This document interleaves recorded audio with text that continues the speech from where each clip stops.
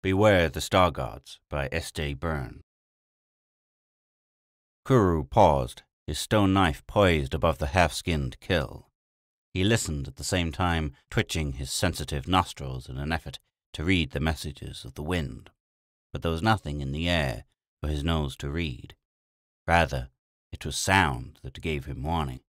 He stood up and looked through the trees at the small valley beyond the ridge on which he stood. He could hear the raucous cry of birds and the tree people.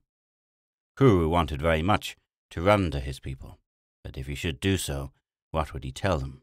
That he was running from that which he had not even looked upon with his own eyes? That Kuru ran from the cry of birds and tree people? Now the tree people saw him, and they paused in their flight, concentrating their numbers in the trees over his head, looking down at him and chattering and gesticulating with their busy little furry arms. He was aware that they recognized him as a hunter and the enemy of the murder beast, and he was proud, knowing that they were appealing to him now in the face of this new and greater enemy, whatever it was. He could see that they were pointing at the sky. The sky. Only the gods lived in the sky. He felt the hair along the base of his neck stand out stiffly. Something great and terrible was coming out of the sky. The thing was long and rounded and shone brightly like the stars. It sparkled in the blue-white light of the triple suns, like a lovestone brought from the faraway caves beyond the great river, and it was floating down on pillars of fire toward the valley. It was becoming bigger and bigger, as were Kuru's large black eyes. Fear began to give place to Kuru's wonder. How had such a thing ever come to be? And what was it doing in the sky? What was it? It was big, far bigger than Kuru could have imagined. When it came to the ground, it crushed and burned dozens of great trees, and there it sat, motionlessly and without sound, as though a mountain had dropped from the sky to stay there forever. Suddenly, in the shining surface of the great sky jewel, a long black hole appeared, and even as he watched, something glittering began to emerge from it. At first, it seemed that this was some sort of gigantic cocoon, breaking open to release the wing of an unimaginable insect. But in another moment, he received the biggest surprise of all. "Men!" he gasped. "What are men doing at that sky jewel? They could not have made it and come out of the sky, unless they are gods." The man-gods wore strange garments. They were amazingly frail and beautiful-looking people, like women in their fairness of skin and their almost complete lack of hair on their bodies. Kuru felt that he could have broken one of them with each hand, but what strange strength of magic did they possess to make this shining cave that brought them from the sky? He heard a ferocious roar which emanated from the region of the sky cave. It was a murder beast. He saw several of the man-gods run to the gleaming sort of fence at the edge of the wing that had extended itself out of the black hole. They were looking downward. Now here was something Kuru could understand. In the face of the terrifying murder beast, he would be able to tell whether or not these people were weaklings. He saw one of them extract a small object from his garments. When this small object was pointed downward in the direction of the roaring murder beast, a thin, bright line of light appeared below it, and the murder beast's roar was cut off. Kuru's teeth chattered slightly. Undoubtedly, he was looking upon the representatives of a race of gods. They could command the powers of lightning. Still, he could not run away even now, because only a female would come screaming home to tell of what she had merely seen from afar. A hunter like Kuru, who was already a respected member of the family council, would investigate and have something more to tell, other than how frightened he was. On the contrary, he must show how brave he could be. He must get closer to the sky cave of the gods and watch them for a while. Infrared picked it up. It's something pretty big, over in that tall tree. Been there since before sundown. Patience, cunning, warm-blooded, large size, do you think? Now don't let's get back on that again. But Henderson said he saw one with his binoculars up on that ridge early this afternoon. Good God, Frank, can't you realize you're being victimized by an old complex? Why is it we have to find human beings on other worlds? We've been searching the stars unsuccessfully for more than a millennium. This is our farthest reach out into the galaxy. Yeah, by God, it's almost 600 light years, 20 years by chronology, and 2 for us even under trans-sea time contraction. That, my friend, is some traveling. It's a beautiful planet, just like Earth was supposed to be once. You know, sometimes I think civilization is a disease. That's a great idea. So we're microbes infesting the universe. That night, Kuru turned to his family, which consisted of his father, his mother, his father's 3 other wives, his 2 sisters, his 5 younger brothers, half-sisters, half-brothers, and dozens of uncles and aunts and scores of cousins, numbering 122 males and females. Council members from 3 neighbouring families had already gathered on Council Rock because some had seen the shining thing descend out of the sky, but only Kuru could tell them facts about it, which added tremendously to his prestige. "It's a flying cave they have built," he concluded. "They are gods from the country of the sky." "This must be true," said Bartu, his father. "You say they killed a murder beast with lightning, as though it were a crawly bug under your feet." The elder members of the council and the younger hunters all looked at Kuru in silent admiration, but admiration was mixed with fear. The stars above them were big with mystery and wonder. Why had the gods come down to visit their world? "What do they want?" asked Gurgo, the father chief of the Snake Lake family. "I don't know. I heard them talking among each other, but it is some strange twist of tongue that makes no meaning." Now Fulkuru, father chief of the Cloud Valley family, rose to speak. He had thrown the sacred white fur of the river cat over his shoulder, which meant that his was an official decision. "We must appease these gods," he announced. "We must show them at once that we are friendly to them. A sacrifice must be presented." Whereupon he sat down again and was silent. The rest of them remained silent too, because this recommendation gave rise to a much more important question. If the other father chiefs agreed with Fulkuru, then someone would have to go to those powerful gods and present the sacrifice. No one wished to be embarrassed by having to confess his fear. Who would be brave enough to take the sacrifice to them? As though by common accord, all council members slowly concentrated their attention upon Kuru. Words were unnecessary to express the general idea. Kuru was a very brave hunter. He alone knew more about the gods who had come from the sky than any other among them. Kuru looked into the eyes of his father and saw the message written there. He had made his father proud. To back out now was to lose all the prestige so far gained. Kuru thought of the thin bolt of lightning that had killed the murder beast, and he fought to keep his teeth from chattering. Slowly he stood up, throwing his own white fur over his brawny shoulder. "I will present the sacrifice," he said, and his own voice sounded strange to him. It was hard to believe he had said such a brave thing as this. "Durla!" Kuru exclaimed. "What are you doing here?" He lowered the heavy, horny-head beast to the ground and looked at his sister in amazement. She was almost his own age, and the prettiest female in the family, with her long black hair and her large black eyes and firm young breasts. He himself had killed the murder beast whose fur encircled her shapely hips. "I would be with you in this danger," she answered pleadingly. "None of the other males dared to go with you. Our father's pride would be complete if a female of the great cliffs were as brave as Kuru. But you must go back. I do not know what these gods will do. They may kill me." Durla ran forward to her brother's side, placing her hands on one of his hairy arms. "And this is a greater reason for me to be with you, brother, so that your spirit will not travel alone into the sky country." Kuru looked down into his sister's eyes and grinned. "You are my favourite sister," he said. "Come, perhaps when they see you, they will not think of killing." He shouldered the horny-head beast again, and the two of them continued across the floor of the valley toward the shining sky cave of the gods. "Mother of God, Frank, what is it? Seeing is believing. Look down there in that small clearing. Oh, no, it can't be. Well, you were the guy that was saying they might be here. What I need is witnesses then. I'll signal general call. You get cameras and the recorders out." "By God, it's incredible. Yet it's true.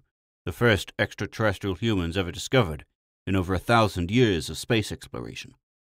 This will be something to stir up their blood back home. People were beginning to lose interest even in galactic exploration.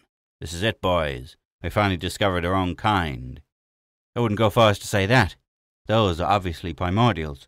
That male is half hair, and the other half is all brawn. The female is surprisingly clear-skinned. For a primordial gal, she isn't bad. What are they doing down there? Looks like they're waiting for us to do something. Don't you get it? We're from the stars, therefore we're gods. That quadruple-horned goat-like animal at their feet is a sacrifice. We're supposed to accept it. Hell, we'll accept them all. Let's get them on board. Hold it a minute, man. Keep your voices down. You're gods now, not monkeys. Take it easy. Can't you see how the female cringes behind the male? Both of them are half scared out of their wits. By their own evaluation, they are braving death to do us honor. We have to gain their confidence. Well, if they're defying death itself, maybe they'd come on board if we lowered the ladder to them. We can try it, but let it down slowly, and smile. Remember, you are benevolent gods. If they intended to kill us, Durla, they would have done so by now. See, they smile at us. Look, something is coming down. It is a shiny fence. It is like the vine steps for climbing cliffs. That's it, Darla. Either they're coming down or, Kuru, they want us to come up. The two of them stood there in the small clearing, looking at the vertical, shiny fence that had come down to them from the great ledge, where the man-god stood, up at the top of their sky cave. Again, Kuru's great muscles twitched with the instinct to run. Had he been alone, he might have done so, but in the eyes of his brave sister, he could not do this, even though it might cost him his life. Still, the godmen looked very friendly. They were beckoning to him to come up. Gritting his teeth and emitting a low growl to give himself courage, Kuru threw the horny-haired beast across his shoulder and approached the shiny fence. You stay here, he told his sister. No, Kuru, I'll come behind you, no matter what happens. He shrugged, ashamed of his own fear in the presence of her surprising courage. He grabbed cross pieces of the shiny fence and began to climb, knowing that Durla was close at his heels. The great, smooth ledge, with the shiny fence around it, was larger than he had expected. A group of 12 man-guards stood there, waiting for him. None of them, he noticed carefully, had a lightning stick in his hand, though at least 5 of them carried the terrible weapons at their sides. After pausing once to make sure that he was not to be attacked, Kuru climbed up onto the ledge and threw his sacrifice down. Then he turned to help Durla up. The two of them stood facing the people from the sky. Finally, Kuru said to them, We bring you sacrifice and make peace. The gods are welcome to this land. Durla tugged at his arm. We should bow down, she advised. Brother and sister fell to their knees with bowed heads. That ought to make a good picture for you, Henderson. They're eating out of our hand already. Here, fellow, get to your feet. You too, Black Eyes. Don't forget the sacrifice. Better accept it so they won't be offended. Besides, maybe it's edible. We could do with some fresh meat. Maybe. Maybe is right. I don't think my system could get used to real steaks again. That looks like some sort of goat. Maybe just like mutton. Hey, Frank, that cave girl sure goes for you. Look at her take you in with those big eyes. Guess that's because Frank's more their size. Open your shirt a little more, Frankie, old boy. Show 'em the hair on your chest. Shut up, you guys. Do you realize what this means? Yeah, love at first sight. Man, pipe down. Whether you like it or not, this is quite a historical moment. Now, the first problem is one of the communication and contact with the rest of their people. We could get out the flyer and take them home. That's right. We'll do that when we've tried talking to them and taken some more pictures and recordings. What do you make of that fellow's language, Ken? Primitive, but with a pretty good smattering of syntax. There were some definite inflections. I'd say they're about ready for writing. By God, that guy must have the strength of a gorilla. This sacrifice animal weighs a ton. Give me a hand, Mike. Well, I come from that expression he's wearing as a snarl, but I guess he's trying to smile. Well, who's going to shake his hands? Okay, Frank, you be the hero. You think you've never seen a hand before? He's afraid to touch you. Now he's going to... Ah! Yipes. If he can hurt Frank, then I'm not shaking hands with him. I'll shake hers, though. They say women used to go around like that in Bali. Now, just take it easy, men. I think that hairy fellow is doing a splendid job as it is. Can't you see how nervous he is? He's broken out into a sweat. He's watching us like a wild animal. Instinct is struggling with intelligence. Don't make any quick moves. You'll notice he keeps watching our guns as though he knew what they were for. That's pretty good observation. He'll probably jump the first one who draws, so just remember that. They're getting in because they saw you two get in, but they may not know it's a flyer. The minute you take to the air, they may get panicky, so watch yourselves, or follow in the other 2 rigs. Take it slow, because you want to catch some aerial photos of the terrain. Say, listen, Frank, these people have been entertaining us all for a week. We found a perfect, utterly peaceful world that has never known war or privation. It's the biggest find in history, and here you sit moping. Haven't seen you smile once since we got here. What's eating you? I think you just hit the nail on the head. What do you mean? We found a perfect, utterly peaceful world that has never known privation. So? Remember what I said about civilization being a disease? Oh, so that's it. Well, they don't seem to object to the contamination. How could they? We're wonder gods, and our gadgets are magic toys. What do they know about the rest of it? In 40 or 50 years, the colony ships will arrive here and set up shop. There'll be scientific development, mass production, regimentation. Just consider the implications of bringing an alarm clock to this world. That's pretty good squeezing they make out of those roots, but don't let it make you morbid, old boy. Within 2 generations, those rugged brutes will be helping us build factories here. They'll be wearing work clothes and numbers. Our society is necessarily collective because of past history and possible future dangers of aggression among ourselves. What do these people need collective security for, and mass production, only to feed us as we came in among them and spawn more millions who will soon make it necessary to expand again and find another world like this to spoil? Frank, you're going off your rockers. Oh, here's something to take your mind off of social philosophy. Look at this. What cooks? Looks like a delegation of all the best-looking women in the tribe. Guess they're going to dance for us or something. There's Dark Eyes again. She's got you picked out already. Picked out? Sure. Ken said he thought this would happen. I've made several overtures before. What are you talking about? Children of paradise, pal. They think this is the truest form of hospitality. And in a way, you mean?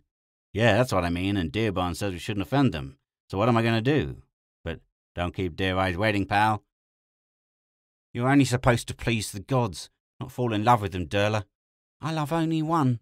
I know, it's the big one who never smiles, except when he looks at you and me. Then he smiles with sadness. But he is not liked by the other gods. I've seen him argue with the others and shout at them and wave his arms about, and they've stopped smiling at him. If he's in disfavour, it is dangerous to have anything to do with him. He carries his lightning stick at all times, and I know it's because he fears attack from his own kind, not from us. You must stay away from him. He does not seek me. I failed to please him. He is a god, and you are a woman. But Sigala and Bulbini. I know, some of the gods have been lonelier than the others. That is the only reason. The big one, who is called Fronk, has not yet... It's just as well. Not even that night when we first... Durla, you'll have to forget about him and stay away from him. But he was kind. And he is not liked by the other gods. Your father forbids it. Frank, this obsession of yours is getting serious. The men have asked me to talk with you. If you don't get hold of yourself, it might even mean the big man. I want you to tell me just what's behind all this. Well, sir, it's just that I think we're dead wrong in coming here at all. What we ought to do is protect these people from civilization. We discovered them. When we go back and report it, they will be the property of modern materialism. Our supposed gifts to them will be nothing short of exploitation. They say we erase a discovery from the records. What? I can see now why a couple of the boys had a fight with you. It's insane. For over 10 centuries we have looked for other humans. And now that we've found them, we plan to force them into our own way of life, as though we had found the only answer. Frank, I'm sorry to put it this way, but this is an order. Keep your personal opinions to yourself. You're on probation and you're going to be watched. Dismissed. The big one has stones in his head, Durla. Look at him up there on the cliff top. He's grown a beard. Each day he looks less like a god and more a man. But he drinks carol juice too much. He stays away from us, and he stays away from the other gods. What is the matter with him? I do not know, Kuru. He is very strange. Beautiful things make him sad. I know when he is sad, because then he really drinks and goes away to sleep it off somewhere. What do you mean, beautiful things? Well, it's when we are happiest in the mornings, when the suns are still too low in the sky to drink the dew from the leaves and grasses, when we bathe in the river and laugh and play, or when many of us sit around the great fires at night and listen to the old one's stories. He watches us then, and he drinks, and after a while he goes away. He's very sad. Soon they'll all be gone. I saw them bringing many things to the sky cave. I'll be sad to see them go. You'll be sad to see the crazy big one go.